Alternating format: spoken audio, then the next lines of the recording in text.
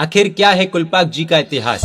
हमने अष्टापद तीर्थ के वीडियो में एक प्रतिमा जी का उल्लेख देखा था जो आज के कुलपाक या कुलानुपाक नगर के अंदर विराजमान है। आखिर उस तीर्थ का इतिहास क्या है, हमारे ग्रंथों में किस तरह से उसका उल्लेख मिलता है और उसका प्रभाव क्या है, वो आज हम इस वीडियो प्रस्तुति के माध्यम से अनुभव करेंगे। बने रहिए इस वीडियो के अंत तक और भविष्य के अपडेट्स के लिए चैनल सब्सक्राइब कर दीजिए। कर्नाटक यानी कि आज का कर्नाटका के उस समय की राजधानी कल्याण नगर नाम की नगरी में शंकर नाम का प्रभावशाली महान राजा हुआ था। लगभग 6ठी शताब्दी की यह घटना है। कर्नाटक और आज का तेलंगाना, जिसे उस वक्त तिलंग कहा जाता था, वहाँ उस राजा का राज्य तप रहा था। वह राजा अरिहंत परमात्मा का परम भक्त था। एक बार उस राज्य में किसी हल्के देव ने मारी का यानी कि कोरोना जैसा ही एक रोग फैलाया। वहाँ उपद्रव मच गया और धमाधम लोग मरने लगे। इस कारण से राजा और प्रजा बहुत दुखी हुए। एक नियम है, जिस चीज का प्रारंभ जो व्यक्ति से होता है, जिस व्यक्ति से होता है, उस चीज का अंत उसी व्यक्ति से लाना होता है। यह दैविक उपद्रव था, इसलिए दैविक साधना करनी आवश्यक थी। उस वक्त धर्म के प्रभाव से जिन शासन की अधिष्ठायिका पार्श्वनाथ भगवान की सेविका पद्मावती देवी ने रात्रि के समय स्वप्न में आकर राजा को कहा कि शंकर समुद्र देव के पास से माणिक स्वामी की मूर्ति को लाकर नगर में पधराओ, जिससे तेरे देश में शांति हो। राजा आनंदित हो उठा।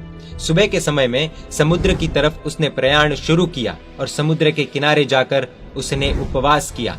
लवण यानी कि आज का इंडियन ओशन, वहां के अधिष्ठायक देव की आराधना की।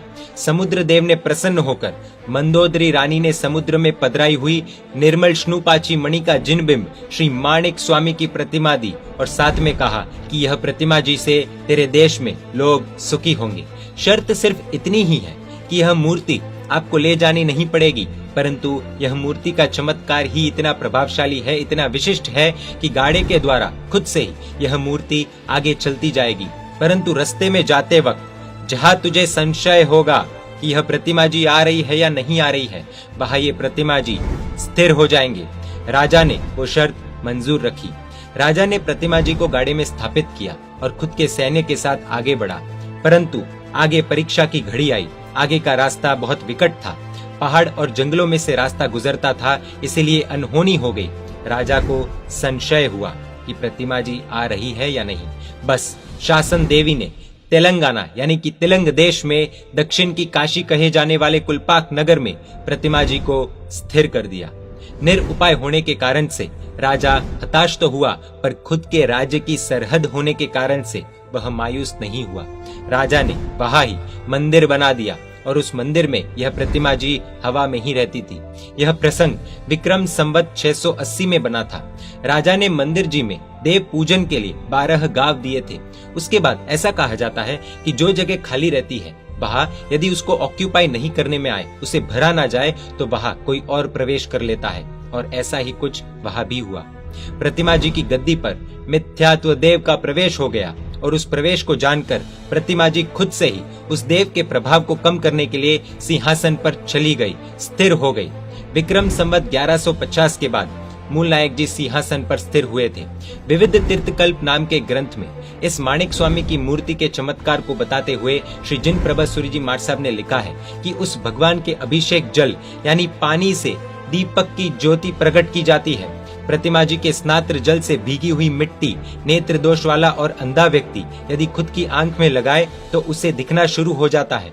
देरासर जी के मूल मंडप में केसर के छांटने होते और उससे यात्रियों के कपड़े भी भीग जाते हैं।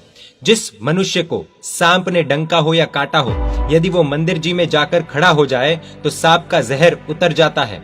यह प्रतिमा जी प्रभावशाली और चमत्कारी प्रतिमा जी है। यह भी आचार्य श्री जिन प्रभासूरी जी की कही हुई बात है। आखिर ये प्रतिमा जी आई कहां से? यह सवाल का जवाब जानने के लिए हम जाते हैं आदिनाथ भगवान के समय में। भरत महाराजा ने अष्टापद पर्वत पर 24 तीर्थंकरों के देहमान वाली यानी कि उनके हाइट के जितने ही माप वाली प्रतिमाएं बनवाई थी, परंतु अष्टापद पर्वत पर हर एक मनुष्य जा सके वैसा नहीं था। इसलिए मनुष्य लोक पर उपकार करने के लिए स्वच्छ मरकट मणि की श्री ऋषभदेव प्रभु की मूर्ति बनाई गई थी और उसकी प्रतिष्ठा प्रभु आदिनाथ भगवान के पहले गणधर श्री पुंडरीक स्वामी के हाथों से कराई गई थी।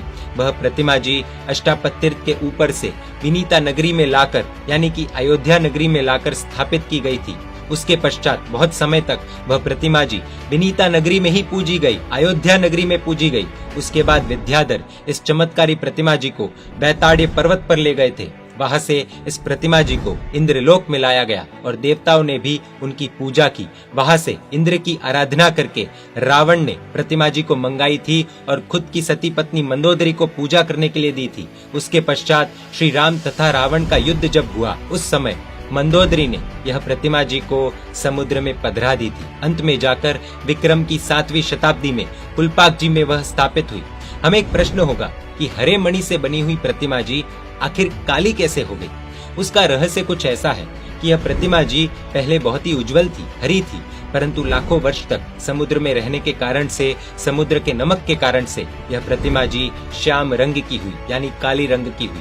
देवलोक में से मनुष्य लोक में यह प्रतिमा जी को आकर लगभग 11,80,905 वर्ष जिन प्रभसूरी जी महाराज साहब के समय में हुए थे।